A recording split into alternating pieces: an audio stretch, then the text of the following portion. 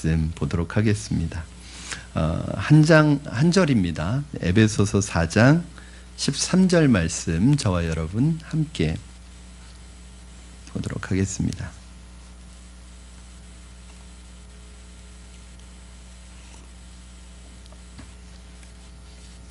우리 함께 한 목소리로 같이 하나님의 말씀 받겠습니다. 시작. 우리가 다 하나님의 아들을 믿는 것과 아는 일에 하나가 되어 온전한 사람을 이루어 그리스도의 장성한 분량이 충만한 데까지 이르리니. 아멘. 왜 교회가 제자훈련, 사역훈련을 꼭 해야 되느냐? 왜 제자훈련이나 이 사역훈련이라는 것을 만들어 놓고 2년이나 3년 가까운 시간을 이렇게 힘들게 훈련을 하느냐? 그 이유는 우리 모두가 하나님이 기뻐하시는 사람이 되어야 한다는 것을 배우기 위해서입니다. 하나님이 기뻐하는 사람이 어떤 사람이냐? 그 샘플이 저는 예수님이라고 생각하거든요. 그리고 예수님께서 이 땅에 오신 목적은, 궁극적인 목적은 우리를 구원하기 위해서입니다. 그렇죠? 그래서 예수님께서는 십자가의 죽음을 통해서 우리를 구원하셨어요. 만약에 여러분 그것이 단순히 예수님이 이 땅에 오신 유일한 목적이라고 한다면 사실은 예수님이 오셔서요 굳이 33년의 생애가 필요했을까? 왜냐하면 십자가에 달려서 죽으시는 게 목적이시라면 그냥 오셔서 그냥 바로 죽으시면 되잖아요. 십자가에 달리시면 되잖아요. 그러나 예수님은 십자가에 달리는 그 한순간이 아니라 이 33년의 인생을 우리 이 땅에서 삶을 살아가셨단 말이에요. 그러니까 죽음이 중요하지만 예수님에게는 그 삶을 사셨던 것이 중요한데, 왜 예수님은 십자가에 달리시기 위해서 오셔서 십자가에서 딱 죽으시는 것이 아니라 이 33년의 삶을 우리하고 같이 사셨을까? 인간들과 같이 사셨을까? 저는 그 말씀을, 예수님의 말씀에서 힌트를 얻습니다. 예수님이 오신 목적을 뭐라고 그래요? 내가 다른 사람들에게 본이 되기 위해서, 다른 사람들에게 모범이 되기 위해서, 내가 섬김의 모범이 되기 위해서 예수님이 오셨대요. 여러분, 결국 예수님의 삶은요 우리에게 있어서 신앙생활의 모범이 무엇인지, 어떻게 신앙생활을 해야 되는 거지. 왜 이걸 가르쳐 주시지 않으면 몰라요. 왜 그동안 모든 사람들이요, 유대인들도 그랬고 유대교라는 종교 자체도 종교였기 때문에 종교생활은 할 수 있었어요. 어떻게 하면 종교생활을 하는지 그건 인간들이 너무나 잘 알아요. 그러나 종교생활을 넘어서서 신앙생활이라고 하는 것은 이 사람들 안에는 없는 거예요. 그러면 어떻게 신앙생활을 하는 것인지를 예수님께서 하나하나 보여주신 거예요. 예수님께서 기도하실 필요가 있나요? 예수님이 예배 드릴 필요가 있나요? 예수님이 예배를 받으셔야 되는 분인데, 하나님의 아들인데. 그런데 예수님께서는 오셔서 그 하나하나 신앙생활의 모범을 우리에게 보여주셨어요. 그렇게 하는 이유는 예수님께서 우리가 예수님을 따라오기를 원하신 거예요. 예수님께서 이 땅에 오신 목적은 죽기 위해서가 아닙니다. 사실은 왜 십자가에서 죽으신 거예요? 그것이 하나님을 기쁘게 하는 일이기 때문에 십자가에서 죽으신 거예요. 왜 예수님께서 33년의 삶을 이 세상에서, 그 하나님의 아들이신 분이 이 세상에 와서 가장 어려운 삶을, 밑바닥의 삶을 사셨어요? 그것이 하나님께서 예수님을 통해서 이루시고자 하는 기쁨이기 때문에 그렇습니다. 저 자신도 제자훈련 하기 전에는 예수 믿고 신앙생활 꾸준히 하다가 구원이나 받으면 좋겠다는 막연한 생각을 가지고 신앙생활을 했지, 하나님이 나에게 어떤 사람이 되기를 원하시는가에 대해서는 관심이 없었습니다. 또 거기에 대해서 깊은 성경적인 지식도 없었고 그것을 반드시 가르쳐 주시는 분도 없었어요. 그러니까 그저 교회 열심히 다니고 목사님 말 잘 들으면 신앙생활 잘하는 것이고 그 구원받은 것으로 생각했습니다. 이런 단순한 논리에 입각해서 우리가 많은 시간을 보냈습니다. 그런데 제자훈련은 거기서 한 단계 더 올라가는 거예요. 하나님이 기뻐하시는 사람은 예수님이다. 그렇다면 우리는 예수님을 닮아감으로 예수님처럼 하나님이 기뻐하시는 사람이 되자. 이것이 우리가 어떤 사람이 되어야 할 것인가를 제시하는 가장 성경적인 분명한 대답입니다. 하나님이 기뻐하시는 사람은 예수님인데 어떻게 하면 우리가 예수님을 닮아갈까요, 여러분? 저절로 가만히 있으면? 시간이 지나면? 저는 그렇지 않은 것 같아요. 시간이 지나고 신앙의 연륜이 쌓이면 쌓일수록 더 지혜로워지는가? 더 예수님의 제자가 되는가? 아니더라고요. 나이가 드시고 연세가 드셔도 지혜로워지지 않고요. 시간이 단순히 나이가 그 사람을 성숙하게 만드는 건 아니더라고요. 왜냐하면 연세가 드시고 나이가 드시면 성숙해지는 분이 있는가 하면 더 서운함을 많이 느끼고 더 속상해하고 더 인간적인 마음이 많이 나. 그러니까 이것이 자연적으로 흘러가면 나이가 연세가 드시면 드실수록 더 어린아이처럼 더 서운해지고 더 섭섭한 게 많아지고 그래서 자꾸 서운한 게 이렇게 나오거든요. 근데 이게 훈련으로 다듬어지지 않으면 안 되는 것입니다. 시간이 우리의 나이가 해결해 주는 게 아니라 오늘 본문에 보니까 예수님처럼 그리스도의 장성한 분량이 되기 위해서 우리가 요구되어지는 게 있어요. 오늘 본문 한번 여러분 다시 읽어주시면 감사하겠습니다. 시작.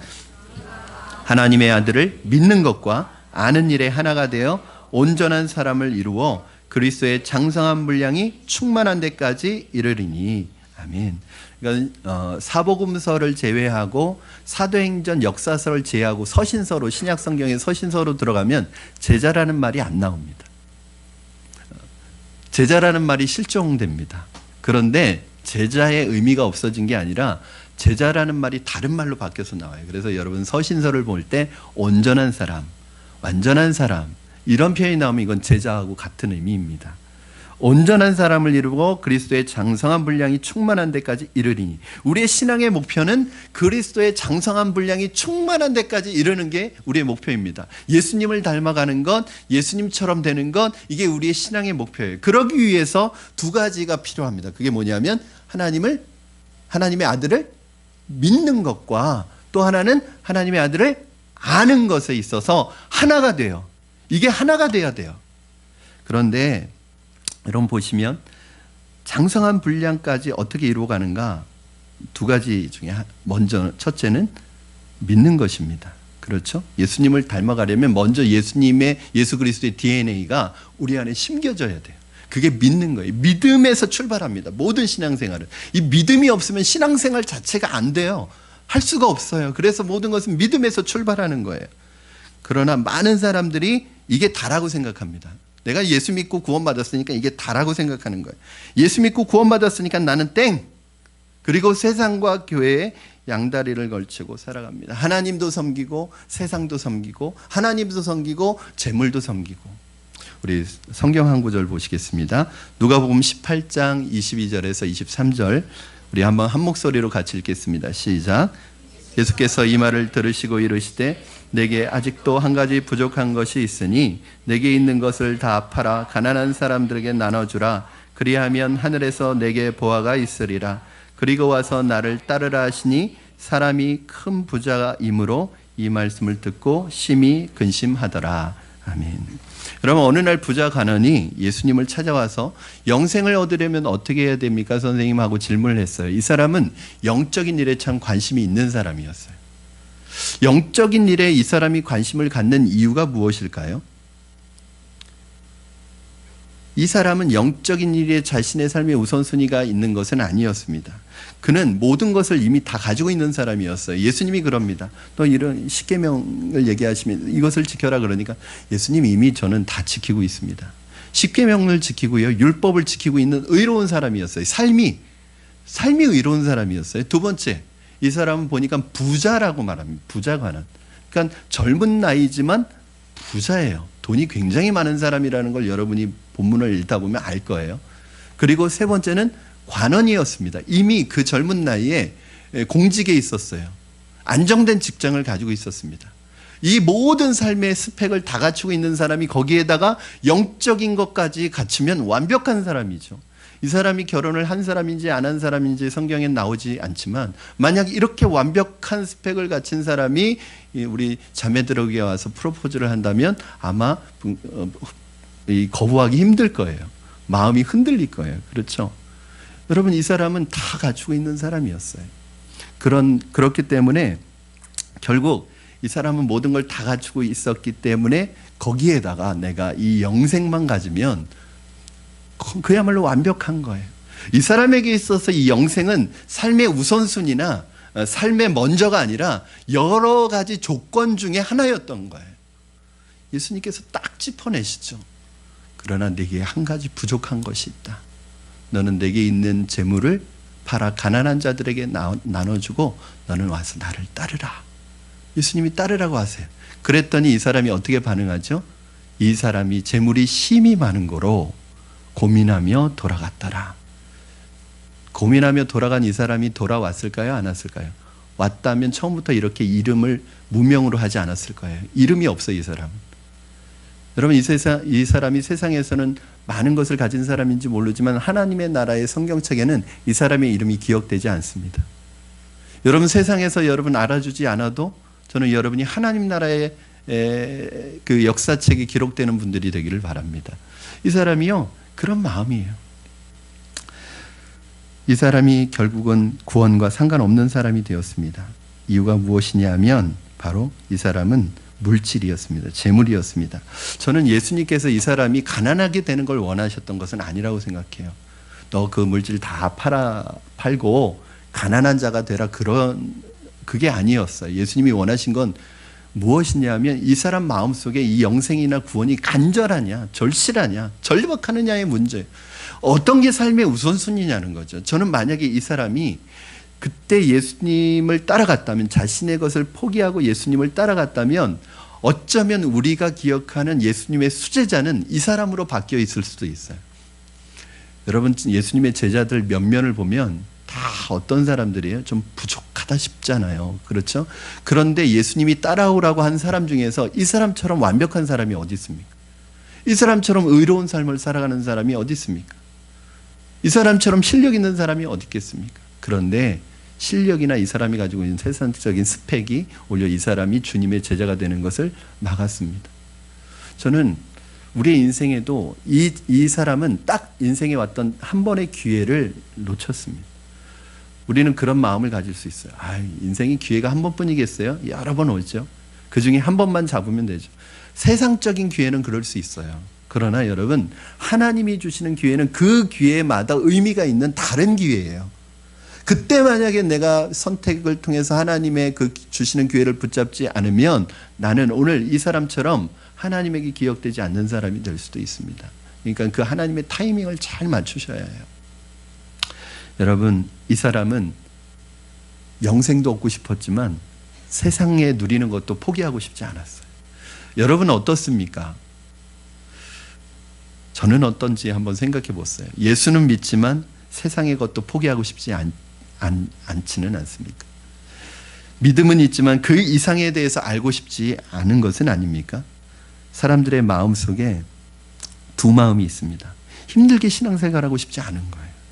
구원은 얻었으니까 거기까지. 구원 얻고 세상의 것도 즐기고 싶은 것은 아닙니까? 우리는 신앙생활을 해도 중심이 전부 나예요. 여러분, 내가 중심이에요. 그러니까 예수님 믿어도 자기 자신만 위해서 일하고 자기 자신을 위해서 말하고 모든 말과 행동이 다 자기 중심이에요. 여러분, 한번 여러분이 생각해 보세요. 여러분이 안 믿는 분들이에요. 여러분 믿음이 없는 분들이에요. 여러분이 볼 때, 자, 어떤 교인이 예수님을 믿는다고 하는데 순 자기 중심이고 자기만 위하고 자기만 알고 모든 말과 행동이 다 자기의 유익을 위한 거예요. 여러분이 안 믿는 사람이라고 생각할 때 그 분은 여러분 어떻게 생각되시겠습니까? 그분이 믿는 예수님 믿고 싶겠습니까? 안 믿고 싶겠습니까? 우리가 그런 사람을 과거에 욕해왔을 수도 있어요. 그리고 어쩌면 지금도 우리는 어떤 교인을 뭐라고 얘기할 수 있어요. 비난할 수 있습니다. 비판할 수 있습니다. 그러나 나는, 그러면 여러분은 어떻습니까? 여러분은 어떻습니까? 다른 사람을 위한 배려나 섬김이나 희생이나 헌신은 생각도 못합니다. 신앙생활에도 오직 내 아니만을 위해서 살아갑니다. 이것이 오늘날 기독교와 교회를 침몰시키고 있는 이유입니다. 예수 믿는 사람들이 자기만 알고 자기만 생각한다면 어떨까요? 적어도 남에게 피해는 안 끼치고 산다고 말할 수 있을지는 모릅니다. 여러분, 남에게 피해 안 끼치면 그것으로 최선인가요? 피해를 끼치지 않는 것만으로도 잘하는 거지라고 생각하시는 것입니까? 그렇다면 그 이유가 무엇인가? 믿는 것은 있어요. 근데 뭐가 없냐면 하나님의 아들을 알아가는 일이 없기 때문에 그래요. 하나님의 아들을 모르고 하나님을 모르니까 하나님이 어떤 사람을 원하시는지, 하나님이 어떤 것을 기뻐하시는지, 하나님이 나에게 어떤 사람이 되기를 원하시는지에 대해서는 사실은 관심이 없는 거예요. 여기에 하나님의 아들을 믿는 것과 아는 일이에요. 안다는 것은 단순히 지식적인 알미 아니라 지식적인 암과 이 경험적인 알미 잘 어우러진 그런 전인격적인 알을 얘기해요. 여러분, 하나님의 말씀을 배워가는 과정 속에서 이렇게 하나님을 알고 배워가는 거예요. 제자훈련과 사역훈련은 여러분 차이가 있습니다. 제자훈련은 사실은 초점이 어디냐면 내 삶의 변화에 있어요. 그러니까 내가 먼저 변해야 되잖아요. 제자훈련은 내 삶의 변화에 있어요. 그래서 말씀을 통해서, 기도의 훈련을 통해서 내가 변화되고 내 영혼이 새로워지고 내 삶이 새로워지는 데 초점을 맞춥니다. 그러나 사역훈련은 내 삶의 변화에 목표를 두는 게 아니라 제자훈련을 통해서 변화된 사람이 다른 사람과 교회와 성도들을 섬기는 사역자로서 훈련을 받는 거예요.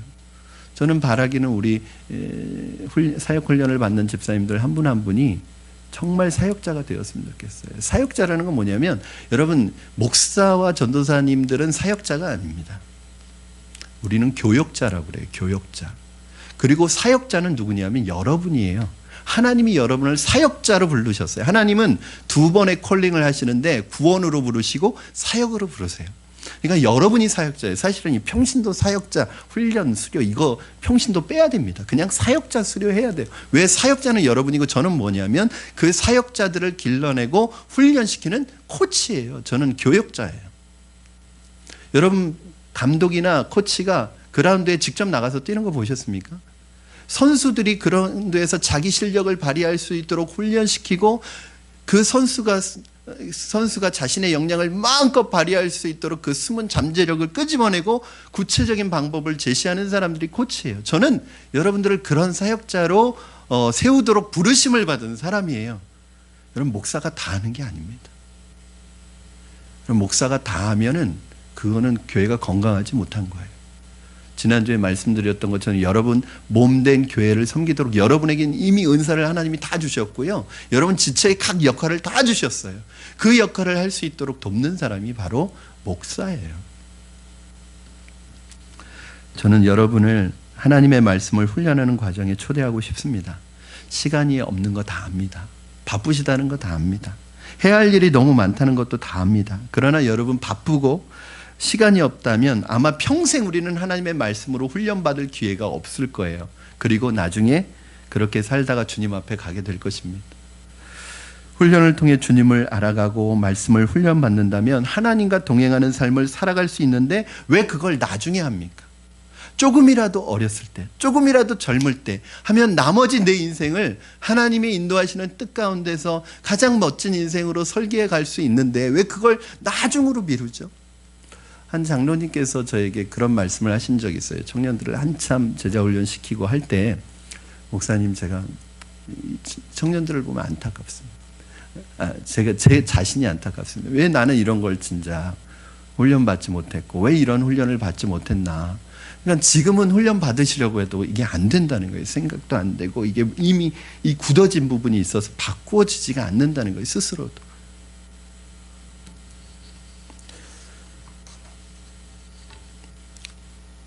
하나님의 뜻 가운데 여러분, 이거 저 같으면요, 여러분 다 압니다. 우리 교회 30, 40대 집사님들 굉장히 바쁜 거 알아요. 이때는 세상에서도 자리를 잡아가고 내 위치나 지금 또 상황도 그렇기 때문에 정말 삶이 만만치 않다는 거 압니다. 넉넉지 않다는 거 압니다. 그럼에도 불구하고 여러분들이 아마 여러분들의 시간은 10년 후나 20년 후나 여유 있어지지는 않을 거예요. 그렇다면 내가 이 훈련을 통해서 다시 한번 하나님 앞에서 시간에 지배받고 환경에 지배받는 게 아니라 오히려 그 시간과 환경을 다스려가는 사람이 된다면 얼마나 좋겠습니까? 제자훈련이나 사역훈련은 모두 예수님을 닮아가기 위한 훈련입니다. 어떻게 보면 우리가 예수님을 닮아간다고 할 땐 두 가지 측면이 있을 거예요. 하나는 예수님의 인격과 성품을 닮아가는 것이고, 또 하나는 예수님이 이 땅에서 하셨던 그 가르치시고 전파하시고 치유하시는 이 예수님의 사역을 계승한다는 의미가 있을 거예요. 그래서 여러분들이 예수님의 제자로 살아가기 위해서는 이 두 가지가 필요합니다. 예수님의 성품과 인격을 닮아가시고 또 예수님이 하셨던 그 사역을 오늘날 우리가 계승해 나가는 것, 이것이 예수님의 제자가 된다는 의미입니다. 이것이 교회가 하는 가장 핵심적인 사역인데 이 중요한 영적 사역에 여러분을 초대하는 것이 바로 또 사역훈련의 목적이기도 합니다. 처음에 저는 우리 교회가 개척하면서 큰 산을 앞에다 놓고 넘어가야 하는 그런 막막함이 있었어요. 왜냐하면 저를 파송해 주신 교회나 저를 파송해 주신 우리 교회에서 요구하는 것은 3년 안에 교회가 자립하는 거였습니다. 여러분 실제적으로 통계로 3년 안에 교회가 자립하는 것은 1%도 안 됩니다. 100% 중에서 1%도 안 됩니다. 개척하는 교회에서 1%만 살아남는, 그러니까 부흥은 둘째치고 살아남는 것도 1%인데 여러분 3년 안에 자립을 해야 합니다. 저는 만약에 제가 제자훈련 사역은 그런 게 아니거든요. 사람을 모으는 방법은 쉽습니다. 여러분 뭐 이벤트하고 행사하면 사람은 모을 수 있어요. 그러나 다 거품이에요. 행사에서 사람 모으는 건 거품입니다. 그런데 제자훈련처럼 1명 붙들고 2명 붙들고 씨름을 1년을 해요. 첫 해에는 세 사람을 제자훈련 시켰는데 저는 15년 동안 제자훈련하면서 1기생 3명이 다 중간에 중도 탈락하는 경우는 또 처음 겪었어요. 근데 그 한 친구는 이제 몸이 아파서 그때 아픈 것 때문에 쉴 수밖에 없었어요. 근데 이제 나중에 그래서 1기를 다시 모집했습니다. 그래서 나중에 요 아파서 잠깐 쉬었던 친구가 합류해서 결국 1기가 3명이 됐어요. 3명이 수료했습니다. 여러분 사실은 이렇게 오랜 시간 공을 들여야 되는데 3년 안에 이 제자훈련이나 사역훈련은 3년 해야 그때 이제 열매가 조금씩 나타나요. 그런데 3년 안에 교회가 자립하는 것은 생각할 수가 없는 거예요. 그래도 그냥 내가 할 수 있는 방법대로 그냥 한 사람 두 사람 그렇게 붙들고 씨름하자 해서 여기까지 온 것입니다. 여러분 근데 지금 와서 보면요 참 감사해요. 훈련받은 성도들이 예수님을 닮아가야 한다는 의식을 가지고 살아가는 것을 보고 또 어렵고 힘든 상황 속에서도 울면서도 그 길을 떠나지 않고 말씀 붙들고 기도하면서 예수님 바라보고 가는 그 모습을 보면 정말 이 훈련 잘했구나, 중요한 훈련이었구나 하는 것을 알게 됩니다. 왜냐하면 목표의식이 분명하니까 자기도 모르게 성숙해 가는 거예요. 여러분 인격이 성숙해져 가고 삶이 변화되어져 가고 다른 사람들에게 영향을 끼치는 삶이 되는 거예요. 중요한 건 방향이잖아요. 여러분 이 훈련을 받았던 분들이 완벽해지는 건 아니에요. 왜 그러냐면 저가 일단 제가 완벽하지 않아요. 제가 연약해요. 훈련자가. 또 훈련을 받는 우리 성도들도 연약해요. 그렇기 때문에 100% 훈련은 어디에도 없습니다, 여러분. 심지어는 죄송합니다. 예수님도 100%는 아니었어요. 왜냐하면 예수님의 12제자 중에서도 가룟유다가 있었으니까. 예수님도 한 명은 실패하셨어요. 그게 예수님이 실수했거나 예수님에게 문제가 있어서가 아니라 그 가룟유다라는 제자 안에 있는 개인적인 문제 때문에 그랬어요. 그렇기 때문에 저는 훈련이 100%라고 생각하지 않습니다. 이 훈련 받아도 실수하고 넘어지고 계속 시행착오 겪을 거예요. 저도 겪어나갈 거예요. 그러나 우리가 여러분 중요한 게 뭐예요? 방향은 바로 정하자는 거죠.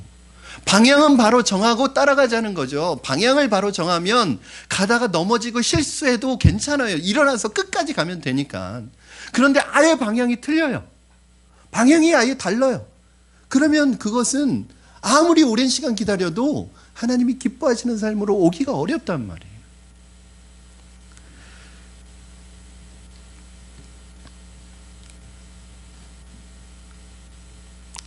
제자훈련을 하면서 목사와 함께 가르치고 전파하고 치유하는 사역에 동참한 사람치고 제자훈련을 했던 성도님들 치고 또 우리 청년들 제자들 치고 한 분도 내가 제자훈련 잘못 받아가지고 인생 참 힘들게 잘못 살았다고 말하는 사람은 한 번도 본 적이 없습니다. 물론 훈련 받을 때는 힘들어요. 그리고 훈련 받고 나서도 힘들 수 있어요. 그러나 5년, 10년이 지나가고 시간이 지나갔을 때 단 한 사람도 내가 목사님하고 훈련받아가지고 내 인생이 피곤하게 됐다고 잘못 살았다고 엉망이 됐다고 말하는 분은 한 분도 없었습니다. 있는 분이 말 안 한 건지는 모르겠지만 그런 분들은 없었어요. 다 저에게 그렇게 고백했습니다. 목사님, 제가 제자훈련 받았던 것이 제 인생의 큰 전환점이었어요. 그 제자훈련 때문에 오늘 제가 여기 있어요. 그 훈련 받아서 힘들고 어렵지만 그 어떤 다른, 만약에 제가 훈련이 없었으면 벌써 그 어려운 과정 속에서 떠났을 텐데 그 훈련 때문에 제가 오늘 여기까지 있어요. 여러분, 그것이 바로 훈련입니다. 지금 제자훈련이나 사역훈련은 만약에 지금 당장 뭔가 열매를 기대하면 할 수가 없어요. 저는 우리 훈련받은 분들이 지금 훈련받았다고 당장 퍼펙트한 사람이 될 수도 없고 그런 걸 기대하지도 않습니다. 일단 방향을 정하고 하나님을 향하여 서서히 믿음의 발걸음을 내딛어가는 그것을 기대하는 거예요. 그러니까 훈련받은 분들도 여러분 실망할 필요 없어요. 어저께 이제 리허설, 이 수료식 리허설을 하는데 집사님 한 분이 그런 말씀을 하세요. 목사님, 제가 이 사역자 임명패를 받을 자격이 있는지 잘 모르겠습니다. 집사님, 훈련, 2년의 훈련을 수료하신 것만으로도 충분히 자격이 있습니다. 이제 앞으로 집사님, 정말 집사님의 삶이 이제 어떻게 살아가느냐가 더 중요합니다. 충분히 받을 자격이 있으시다고 제가 말씀드렸어요. 사랑하는 여러분, 말씀을 정리합니다. 오늘 사역훈련을 수료하시는 10분에게 다시 한번 부탁을 드립니다. 여러분이 배운 신앙의 훈련을 삶 속에서 또 교회 안에서 교회와 성도들을 섬기는데 잘 적용하시고 사용하셔서 앞으로 여러분의 모습을 보고 좋은 믿음의 발자취를 따라가는 성도들이 많아지기를 바랍니다. 그런 거예요. 이제 여러분들에게는 좀 막중한 책임감이 있습니다. 실질적으로 보면 우리 교회 사역훈련 1기나 마찬가지거든요. 근데 이 분들이 어떻게 살아가느냐가 이제 여러분들에게 보여질 것이고 여러분들은 그것을 시선을 가지고 부담감을 가지고 사실은 신앙생활을 해야 돼요. 여러분, 아버지가 된다는 것은 책임감이 생기는 거잖아요. 목사가 된다는 건 책임감이 생긴다는 거잖아요. 제가 제 아이들에게 여러분 제가 목사이지만 제가 천사는 아니잖아요. 제가 목사지 천사는 아니잖아요. 저도 안 좋은 생각이 들 수 있고 때로는 하나님 기뻐하시지 않는 일들을 생각할 수 있고 또 그렇게 행할 수도 있어요. 그러나 그때마다 제가 늘 마음속에 품는 게 뭐냐면 제 아이들을 생각하면서 내가 우리 아이들에게 부끄럽지 않은 아빠가 돼야겠다. 내가 우리 아이들에게만큼은 부끄럽지 않은 아빠가 돼야 되겠다. 또 성도들을 생각하면서 내가 우리 성도들에게 부끄럽지 않은 목사가 돼야 되겠다. 늘 그 마음 가지고 이겨내고 그 마음 가지고 살아가고 있는 거예요. 왜 저는 하고 싶은 게 없겠어요? 왜 저는 하고 싶은 게 뭐 세상적으로 즐기고 싶은 게 왜 없겠어요? 그러나 제가 하나님 앞에서 부끄럽지 않은 목사, 또 성도들 앞에서 늘 저를 바라보고 함께 신앙의 믿음의 경주를 하고 있는 우리 성도들 실망시켜드리지 말아야겠다. 우리 성도들에게 부끄럽지 않은 목사가, 완전하지는 않지만 완벽한 목사는 아니지만 부끄러운 목사는 되고 싶지 않다. 적어도 우리 아이들에게만큼은 부끄러운 아빠는 되고 싶지 않다. 제 아내에게 부끄러운 남편은 되고 싶지 않다는 마음이 있는 거예요. 이게 저에게 책임감입니다. 근데 이 책임감이 저에게 무겁냐? 그렇지 않아요. 전 감사해요. 이런 책임감을 가질 수 있다는 게. 우리 사역반을 수료하시는 우리 귀한 집사님들에게 이 책임감이 있었으면 좋겠습니다. 이제 여러분의 모습을 보고 훈련과 또한 섬김과 사역을 하는 모든 성도들이 우리 집사님 보니까 나도 저렇게 믿음이 성장해야지. 우리 집사님 보면서 나도 저렇게 신앙생활을 해야지. 그러한 영적인 선두주자의 역할을 잘 감당해 주시기를 바랍니다. 우리 오늘 기본 양육과정을 수료하시는 세 분 역시 믿음의 기초를 이제 닦았습니다. 기초를 닦는데 멈추시지 마시고, 여러분 이 공사할 때 집에 기초공사가 굉장히 중요하잖아요. 근데 기초공사가 목적이 아니에요. 그렇죠? 집을 세우기 위해서 기초공사를 하는 거예요. 근데 어떤 분들은 평생 기초만 닦는 분들이 있어요. 평생 기초공사만 하고 있는. 그러나 여러분 그 기초공사를 잘 하셔서 이 집을 잘 세워가시고 기둥을 세워가시고 지붕을 덮어서 집을 완성해 가시는 여러분 되시기를 다시 한번 부탁을 드립니다. 우리 그리고 사랑하는 성도님들에게 마지막으로 부탁을 드립니다. 여러분 믿는 사람이나 교인들에게 실망한 경험이 있으시죠? 혹시 여러분이 교회 다니지 않으실 때, 예수 믿지 않을 때 교회에 실망한 적 있으시죠? 그때 교회에 실망했다는 건 두 가지 중에 하나입니다. 둘 중에 하나입니다. 첫째는 목사에게 실망한 거예요. 목사에게 실망했기 때문에 교회에 실망하는 거예요. 두 번째는 교인에게 실망했기 때문에 교회 다니는 사람 때문에 교회 나가고 싶지 않은 거예요. 세상 사람들도요, 예수님 하나님을 싫어하지는 않아요. 전 그런 사람 보지 않았어요. 그건 누굴 싫어하는 거예요? 누구 때문에 교회 안 나간다고 하는 거냐면 사람 때문에 안 나간다는 거예요. 목사가 목사답지 못하고 성도가 성도답지 못하니까 내가 굳이 교회 나갈 이유를 찾지 못하는 거예요. 왜? 그분들은 하나님을 볼 수 없으니까. 여러분을 통해서 하나님을 보니까. 여러분은 하나님을 보여주는 창문인데 창문이 더럽혀져 있으면 어떻게 하나님을 볼 수 있겠어요? 홍수가 나면 물은 많은데 마실 물이 없는 것처럼 사람은 많은데 쓸만한 사람이, 제대로 된 사람이 없는 시대입니다. 오늘 우리 시대는 교인은 많으나 정말 그리스도인다운 그리스도인은 없는 시대입니다. 오늘 저와 여러분이 이런 시대에, 저도 그렇고 여러분도 예수님을 닮아가는 이 멋진 예수님의 제자의 삶을 꿈꾸시는 분들이 되기를 주님의 이름으로 부탁을 드립니다. 그래서 정말 우리 교회의 슬로건이 세상의 소망이 되는 교회가, 여러분 이게 슬로건 가지고 뭐 외친다고 세상에 소망이 돼요? 아무도 그렇게 알아주지 않는데 정말 그래도 이 세상 사람들이 볼 때 그래도 아직 믿는 사람들에게 소망이 있구나, 그래도 아직 교회에는 소망이 남아있구나 라는 것을 발견하기 위해서는 구호 외치는 거 가지고는 안 된다고요. 그 교회 안에 있는 여러분 한 분 한 분이 예수님을 닮은 사람으로 내 삶의 방향을 정하고 빠르든 느리든 천천히 걸어갈 때, 우리가 변화될 때 세상에 소망이 될 수 있고 그래도 교회가 아직 소망이 있구나 라는 생각을 할 수 있게 되는 것입니다. 사랑하는 여러분, 저는 여러분이 한 분 한 분이 다 그렇게 예수님의 제자로서의 삶의 방향을 정하시고 부족하더라도 어렵더라도 하나님이 주시는 힘으로 믿음의 발걸음을 내딛기를 주님의 이름으로 축원합니다. 우리 이 시간에 같이 찬송하고 기도했으면 좋겠습니다. 우리 마음속에 아직도 주님과 세상, 여기에서 갈등하고 갈팡질팡 하시는 분 혹시 계십니까? 아직도 주님도 섬기고 싶고 세상도 섬기고 싶고 내 삶의 우선순위가 주님이 아닌 분들이 계시다면 오늘 이 시간에 하나님, 주님을 위해 살고 싶습니다. 주님이 내 삶의 우선순위가 되기를 원합니다. 예수님의 제자로 하나님이 기뻐하시는 자로 살아가기를 원합니다. 그렇게 믿음의 고백으로 함께 찬양했으면 좋겠습니다.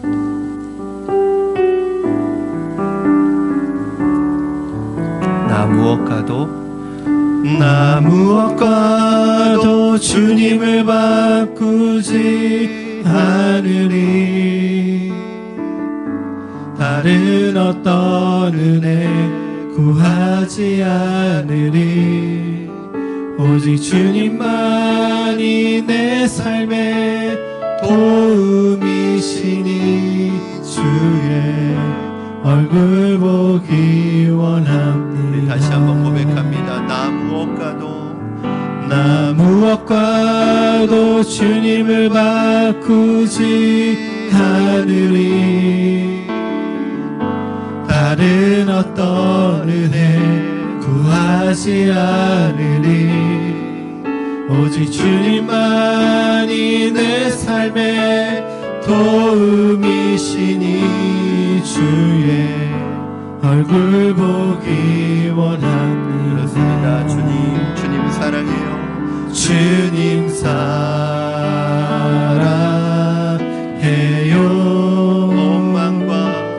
온 마음과 정성 다해 하나님의 시시라 제자 되기 원합니다. 주님 사랑해요. 주님 사랑해요.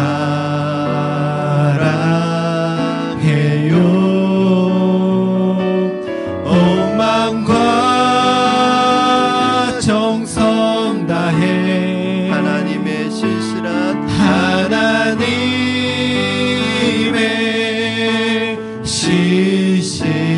제자 되기 원합니다. 제자 되기 원합니다. 우리 이 시간에 같이 기도하실 때 하나님, 예수 그리스도를 닮기를 원합니다. 주님의 성품을 닮기를 원하고 주님이 하신 일들을 우리가 감당해 가기를 원합니다. 그래서 이 세상에서 세상이 기억해 주는 사람이 아니라 하나님께서 기억하시는 영원한 하나님의 나라에 기억되는 그러한 사람이 되기를 원합니다. 하나님, 우리의 마음속에 있는 두 가지 마음, 하나님, 내 삶의 우선순위가 아직도 세상을 향하여 가고 있다면 돌이켜서 주님을 향한 삶의 우선순위로 우리의 방향과 우리의 삶의 목표가 하나님 바뀌어지게 하여 주시고, 그 목표를 향하여, 그 방향을 향하여 걸어갈 때 어렵고 힘들더라도 주님 한 분 붙들고 믿음으로 일어나게 하여 주시옵소서. 우리가 믿는 것으로 만족하지 않게 하시고, 믿는 것과 아는 일에 하나가 되어 온전한 사람을 이루어 그리스도의 장성한 분량까지 도달할 수 있도록, 자라갈 수 있도록, 성숙해 갈 수 있도록 우리를 하나님의 말씀으로 훈련시키시고, 말씀으로 양육해 주시고, 말씀으로 공급해 주시고, 말씀의 사람 되게 하여 주시옵소서. 이 시간에 우리 주신 말씀 붙들고 결단하며 기도하겠습니다. 살아계셔서 역사하시는 하나님 아버지, 감사합니다. 오늘 시간 하나님 겸손하게 주님 앞에 우리를 다시 내놓습니다. 하나님, 주님을 향한 우리의 믿음을, 우리의 중심을, 하나님 방향을, 목적을 정하게 하여 주시옵소서. 아직도 우리의 마음속에 두 마음이 있습니다. 하나님도 섬기고 세상도 섬기고, 하나님의 것도 좋고 세상 것도 좋고, 아버지, 이 마음 가지고는 하나님을 섬길 수 없습니다. 하나님, 이것은 우리가 다스려야 할 것이고, 우리가 지배해야 될 것이고, 우리가 이용해야 될 도구이지, 이것이 우리의 삶의 목적이 아닙니다. 아버지, 우리를 새롭게 하여 주시옵소서. 말씀으로 새롭게 하여 주시옵소서. 하나님, 말씀을 통하여 우리가 훈련되어져서 예수 그리스도의 제자로 이 땅 가운데 믿음의 훈련을, 하나님 믿음의 역사를 이루어가는 예수 그리스도의 제자가 될 수 있도록 주님 축복하여 주시고 역사하여 주시옵소서. 살아계신 하나님 아버지, 하나님께서 우리 귀한 성도님들을 푸른 나무교회에 보내주셔서 감사합니다. 한 분 한 분 주님께서 하나님의 사람으로 몸된 교회에 거룩한 사명을 감당할 일꾼으로, 또 세상의 소망이 되는 하나님의 사람으로 불러주셨습니다. 그럼에도 불구하고 구슬이 서말이라도 깨어야 보배가 되는 것처럼 하나님께서 그 풍성한 영적인 은사와 잠재력을 가지고 교회에 보내주신 성도들을 하나님 한 분 한 분 세워가는 것이 또 교회가 해야 될 역할임을 알고 이 훈련의 과정들을 이어가고 있습니다.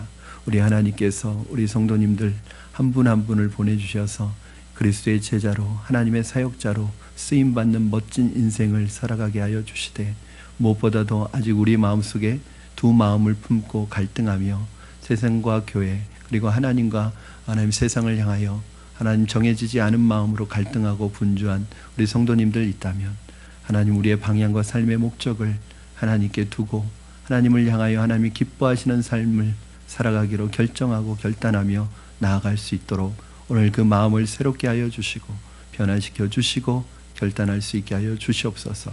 감사드리며 예수님의 이름으로 기도드립니다. 아멘. 아멘. 우리 다 같이 자리에서 일어나셔서